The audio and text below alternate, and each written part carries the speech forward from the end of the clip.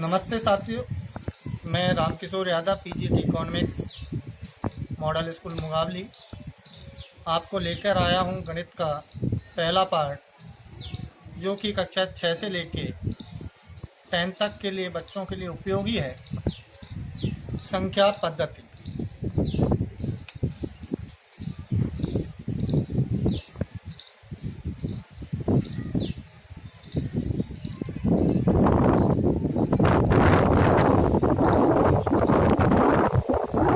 संख्या पद्धति में अभी तक आपने कक्षा 6 से लेके 10 तक जो कुछ भी पढ़ा या आने वाली कक्षा 11th या 12th में जो कुछ भी पढ़ेंगे, वो सारी की सारी संख्याएं, उनको संयुक्त रूप से सम्मिश्र संख्याएं कहते हैं।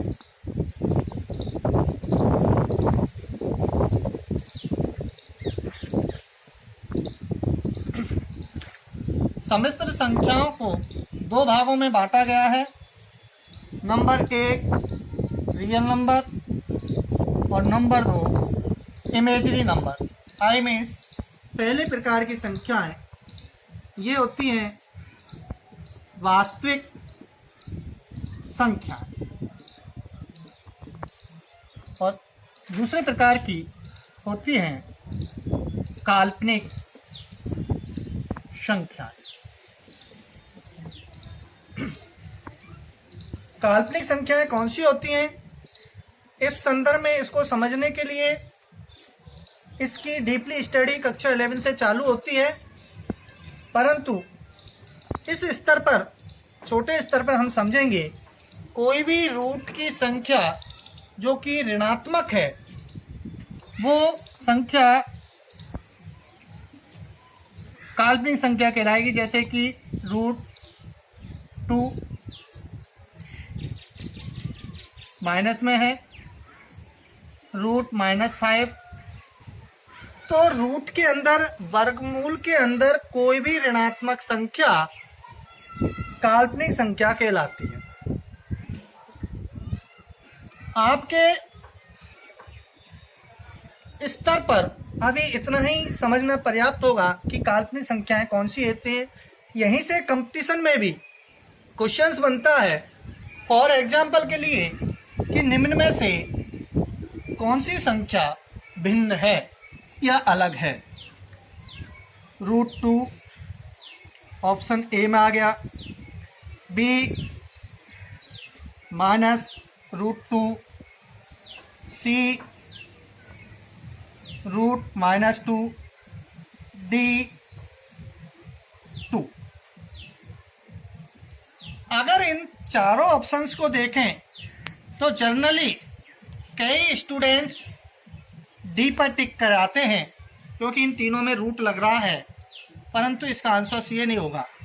वास्तव में कौन सी संख्या भिन्न है, उसके लिए ऑप्शन सी ज़्यादा सही होगा। इसका रीजन ये है क्योंकि ये संख्या काल्पनिक संख्या है, जबकि ये तीनों संख्याएं वास्तविक संख्या है।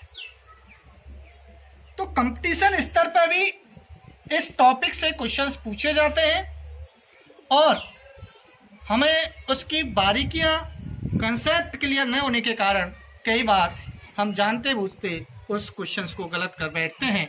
तो हमको काल्पनिक संख्याएं कौन सी होती हैं, ये कक्षा 6 से 10 तक के स्तर पर केवल इतना समझना पर्याप्त होगा कि कोई भी ऋणात्मक संख्या जो वर्गमूल के अंदर है वो काल्पनिक संख्या होगी, और सारी संख्याएं वास्तविक संख्याएं होंगी। अब हम देखते हैं, जैसा कि शब्द से स्पष्ट है कि वास्तविक संख्याएं ये सामान्यतः वास्तविक जीवन में, दैनिक दिनचर्या के जीवन में प्रत्येक मनुष्य के लिए काम आती हैं, इसलिए ये वास्तविक संख्याएं कहलाती हैं। वास्तविक संख्याओं को फिर दो भागों में बांटा गया है। एक होती है रेशनल नंबर परमेय संख्याएं, और एक होती है अपरिमेय संख्याएं।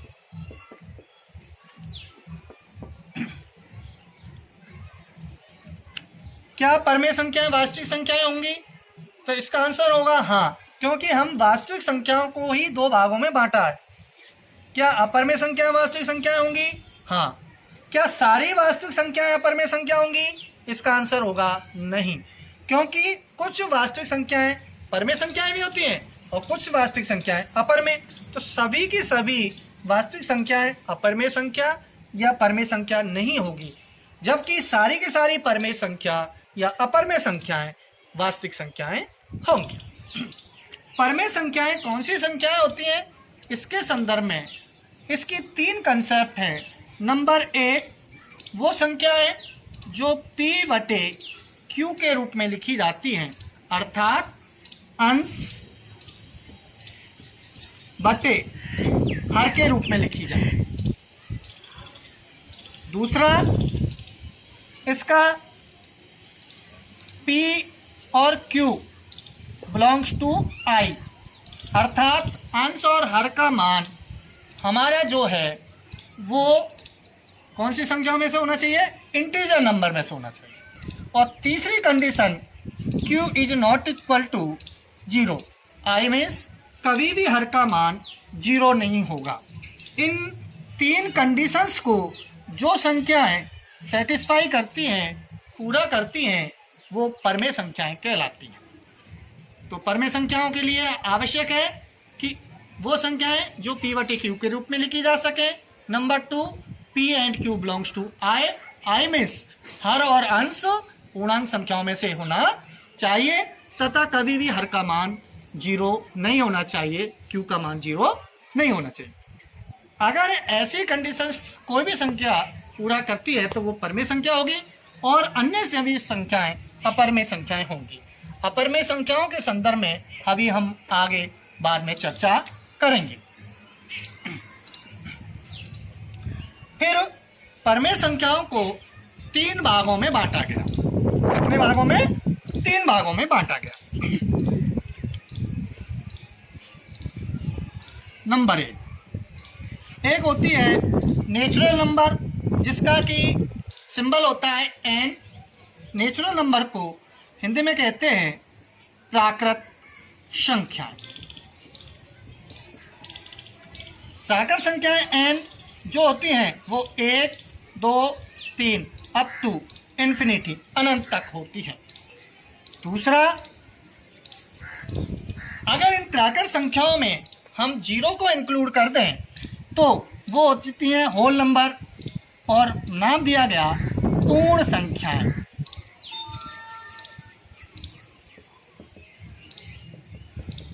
तो इनका सिंबल है W, कैपिटल W, और ये 0, 1, 2, 3 अप टू इन्फिनिटी तक। अब बात आई, फॉर एग्जाम्पल के लिए मेरे पास 10 रुपये हैं और मेरे 10 रुपये खर्च हो गए तो मेरे पास क्या बचा? तो सामान्यतः कहते हैं कुछ नहीं। कुछ नहीं को गणित की भाषा में कहते हैं 0। परंतु मेरे पास 10 रुपये थे, मैंने 10 रुपये किसी चीज़ में खर्च कर दिए।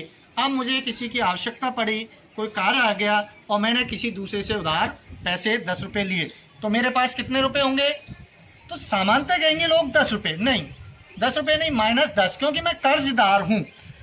जब पूर्ण संख्याओं में हमने ऋणात्मक संख्याओं को भी इंक्लूड किया तो वो कहलाई इंटीजर नंबर और इनको I या Z से रिप्रेजेंट करते हैं और इनमें हम इंक्लूड करते हैं 1, 0, 1, 2, 3 अप टू इन्फिनिटी। इधर को -1, -2, -3 अप टू इन्फिनिटी। ये कहलाती हैं पूर्णांक संख्या। तो इस समरी को थोड़ा मैं रिपीट करता हूं। All number is complex number. Complex number division by 2 parts. Real number and imaginary numbers. Real numbers division 2 parts, एक रेशनल और इनरेशनल नंबर्स। रेशनल नंबर्स यानी परमेय संख्याओं को फिर 3 भागों में बांटा है, एक नेचुरल नंबर, होल नंबर और इंटीजर नंबर्स। तो हमारा अब यहाँ से गणित की अवधारणा, गणित की कंसेप्ट और सारी जो चारों ऑपरेशन संक्रियाएं वो आगे चलेंगी। आगे के वीडियो में मैं आपको लेके आऊँगा इन्हीं से आगे आपकी संक्रियाओं से संबंधित विभिन्न अवधारणा।